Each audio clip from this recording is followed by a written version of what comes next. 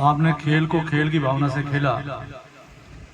जगत जननी जगदम्बा राज राजेश्वरी बाड़ी की राय माँ चामुंडा के चरणों में, माँ भारती के चरणों में, विद्या की देवी माँ शारदा के चरणों में वंदन करते हुए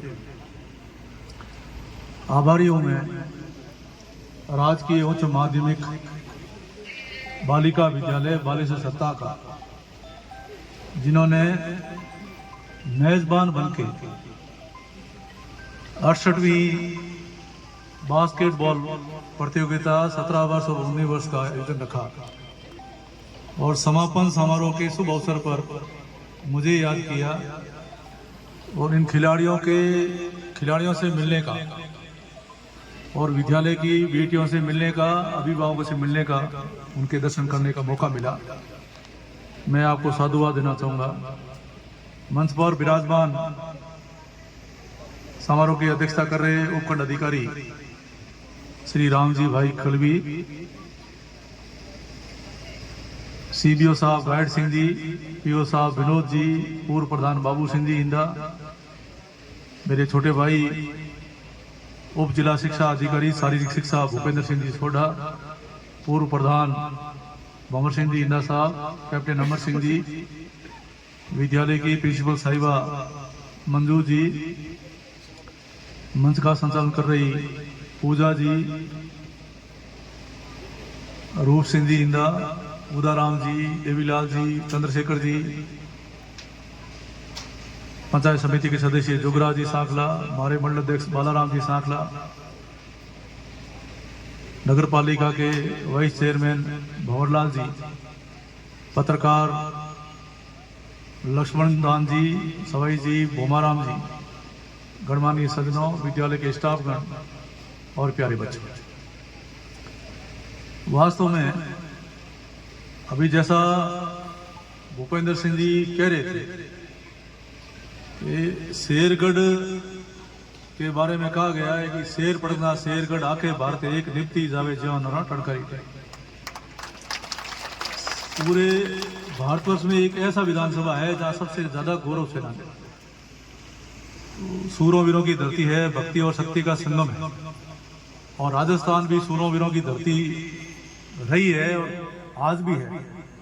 इसलिए राजस्थान के बारे में कहा गया है, पग पग सूरा देवली पग पग सत्या थान, मन डर पे डग मेलता रंग है राजस्थान। तो राजस्थान तो पहले से भी जय जयकार हुई है। अब मेरा मानना है कि जिस प्रकार से हमारे राजस्थान में बच्चे खेल रहे हैं, खिलाड़ी खेल रहे हैं, ये अपने गांव का, विधानसभा का, अपने स्टेट का और अपने देश का नाम रोशन करेंगे। कॉमनवेल्थ जैसे खेलों में भी खेलेंगे, स्टेट में भी खेलेंगे और नेशनल में भी खेलेंगे। इस प्रकृति की गोद में खेलकर ये खिलाड़ी तैयार हो रहे हैं। मेरा मानना है मैं तो दिया है, जिन्होंने अपने जीवन में योग को महत्व दिया है, उनका जीवन हमेशा स्वस्थ रहा और जिस शरीर में जो शरीर स्वस्थ होता है उसी शरीर में स्वस्थ दिमाग और वही आगे बढ़ता है। इसलिए मेरा मानना है कि सभी विद्यालयों को खेलों को महत्व देना ही चाहिए। जब हम चौपासनी विद्यालय में पढ़ते थे तो सवेरे 4 बजे हम सबको उठाते थे और 4 किलोमीटर तो क्रॉस कंट्री कराते। उसके बाद पूरी दिनचर्या, पूरा शेड्यूल अनुशासित होता था और पढ़ाई के बाद 4 से 6 घंटे पूरा विद्यालय खेलता था। अलग अलग खेल आउटिंग कर रखे थे, कोई हैंडबॉल खेलेगा, कोई बास्केट खेलेगा, कोई फुटबॉल खेलेगा, कोई जूडो खेलेगा। तो पूरे विद्यालय के बच्चों को अलग अलग गेम के अंदर लगा रखा था और वास्तव में उस समय चौपासनी हमेशा राजस्थान में टॉप रहती थी, स्टेट खेलती थी, नेशनल खेलती थी और उसका अनुसरण दूसरे विद्यालय भी करते थे।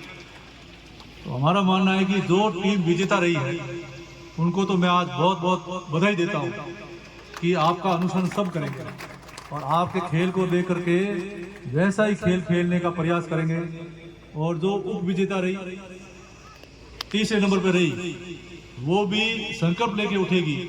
इस बार तो हम उप विजेता पे आए हैं अगली बार हम विजेता बन जाएंगे, तभी वो हमेशा हमेशा के लिए काम होंगे। तो उनको भी मैं शुभकामनाएं देना चाहूँगा, मेरी तरफ से बधाई देना चाहूँगा। और आज 17 वर्षीय और 16 वर्षीय 19 वर्ष 28 जो टीमें आई है, उन टीमों ने यहाँ अपना खेल का प्रदर्शन किया। और यहाँ के जो भामाशाह है उन्होंने भी व्यवस्था की, विद्यालय जो मेजबान हैं उन्होंने भी अच्छी व्यवस्थाएं करी और यहाँ से एक अच्छी प्रेरणा लेके जाएंगे। और खेल को खेल की भावना से खेला, इसलिए हमारे शेरगढ़ का नाम भी रोशन होगा कि नहीं, शेरगढ़ में अगर खेल होंगे तो वहाँ ऑनेस्टली खेल को खिलाया जाएगा और जो हकदार है, जिन्होंने अच्छा खेला है, वही टीम यहाँ से जीत के जाएगी। जैसा भूपेंद्र सिंह जी कह रहे थे, हम खेलेंगे तभी आगे बढ़ेंगे। हमारे देश के प्रधानमंत्री आदरणीय नरेंद्र मोदी जी का सपना है फिट इंडिया और खेलो इंडिया। तो इंडिया खेलेगा तभी हम विश्व में अपना नाम रोशन कर पाएंगे। और जैसा मोदी जी कहते हैं कि 2047 को हम विश्व गुरु बनेंगे, हमारा देश विकसित होगा, तो उसमें खेलों का भी बहुत महत्व होगा, हमारा देश फिट रहे। इसलिए सबको खेलना चाहिए, साथ साथ में योगा भी अपने जीवन का अभिन्न अंग बनाना चाहिए। और जैसा भूपेंद्र सिंह जी कह रहे थे, हमारी भी हार्दिक इच्छा है कि शेरगढ़ में सबसे ज़्यादा खिलाड़ी भी है, सैनिक भी है और उनके परिवार के बच्चे भी सेना में जाकर देश की सेवा करना चाहते हैं।